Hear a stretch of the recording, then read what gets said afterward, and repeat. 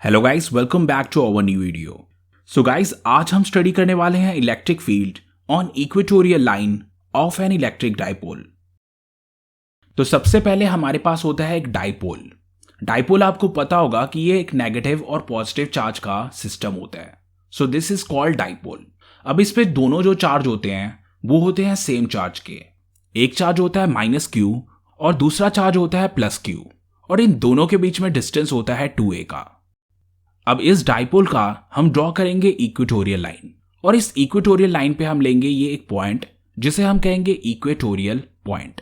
अब इस पॉइंट पे इलेक्ट्रिक फील्ड कितना लगेगा हमें ये देखना है। So let's do it's derivation. अब ये जो इक्वेटोरियल लाइन है ये पास करता है बिल्कुल ही बीचों बीच से, और ये डिवाइड करता है इसे दो पार्ट्स में।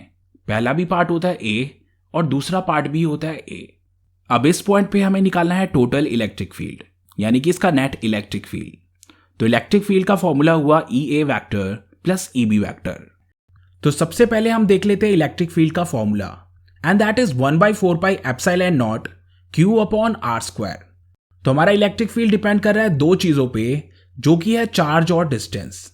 तो सबसे पहले मैं निकाल रहा हूं इलेक्ट्रिक फील्ड ड्यू टू ए। तो इलेक्ट्रिक फील्ड ड्यू टू ए होगा 1/4πε0 Q अपॉन r²। तो हमें पता है कि डाइपोल पे चार्ज होता है Q का, तो हमने यहाँ पे चार्ज लिखा है Q और यहाँ पे हमने R लिखा है ये r²। तो इस हिसाब से हमें डिस्टेंस देखना होगा ये वाला, विच इज R। तो हम लेंगे ये वाला ट्राइंगल और इस पे लगाएंगे पाइथागोरस थ्योरम। तो हमारा r² होगा r² प्लस a²। अब यही चीज हमें यहाँ पे r² की जगह पुट करनी होगी। तो electric field due to A हमारा आ चुका है, and that is 1/4πε0 Q upon r² plus a²। अब इसी तरीके से हमारे को B के लिए करना है। तो electric field due to B भी होगा 1/4πε0 Q अपॉन r²। सो यहां पे हमने चार्ज लिखा है same, and that is Q। अब हमें देखना है r²। तो यहां पे है ये आइसोसेलेस ट्राइंगल, तो जितना R पहले था उतना ही R अभी भी होगा। तो यहां पे हम लेंगे सेम R, तो हमें मिल गया अगेन r² प्लस a²। तो electric field due to B आ गया 1/4πε0 Q upon r² plus a²। तो दोनों के दोनों इलेक्ट्रिक फील्ड आए सेम, क्योंकि यहाँ पे Q भी सेम था और R भी सेम था। अब हमें पता है कि टोटल इलेक्ट्रिक फील्ड निकालने के लिए हमें इन दोनों इलेक्ट्रिक फील्ड का सम करना होगा। तो EA और EB दोनों का हम निकालेंगे रेक्टेंगुलर कॉम्पोनेंट।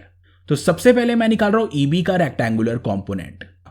अब हमें पता है कि EB के दो कॉम्पोनेंट्स ब्रेक होंगे, एक होगा EB cos थीटा और एक होगा EB sin थीटा। सो यहां पे एक साइड आ गया है EB cos थीटा और दूसरे साइड आ गया है EB sin थीटा। अब इसी तरीके से हम EA के कॉम्पोनेंट्स ब्रेक करेंगे। तो यहां पे हम EA के कॉम्पोनेंट्स ब्रेक करेंगे तो हमें मिलेगा EA cos theta and EA sin theta. तो ये हो गए हमारे EA के दो कॉम्पोनेंट्स। अब हम दोनों को कंपाइल करके लिख लेते हैं।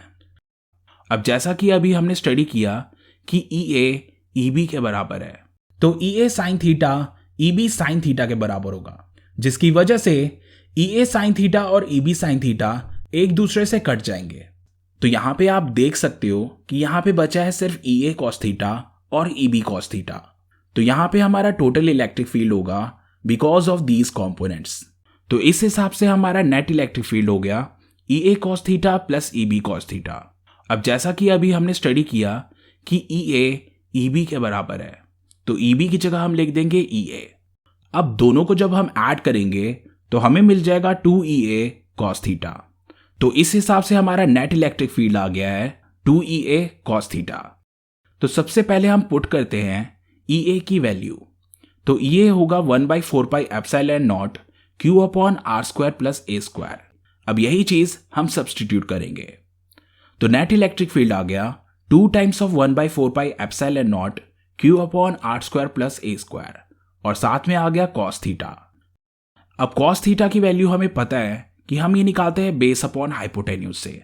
तो बेस और हाइपोटेन्यूज हम देख सकते हैं कि बेस होगा a, तो हाइपोटेन्यूज होगा ये वाला पार्ट जिसकी वैल्यू होगी √r² प्लस a²।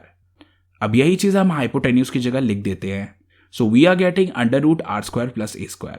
तो cos थीटा की वैल्यू बन गई a upon √r² plus a square. अब under root r square plus a square को हम इस तरीके से भी लिख सकते हैं, r square plus a square की पावर 1/2। अब हम कॉस थीटा की वैल्यू पुट कर देंगे, तो नेट इलेक्ट्रिक फील्ड आ गया 2 times of 1/4 pi epsilon not q upon r square plus a square.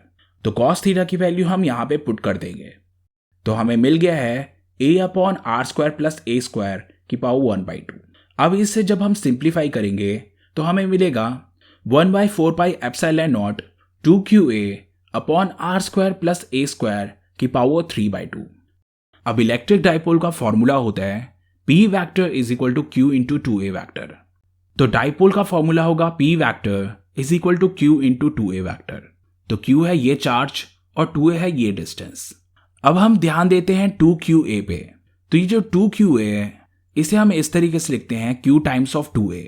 तो जैसा कि हमने अभी स्टडी किया Q इंटू 2a होगा P, तो यहां पे हमने लिख दिया P।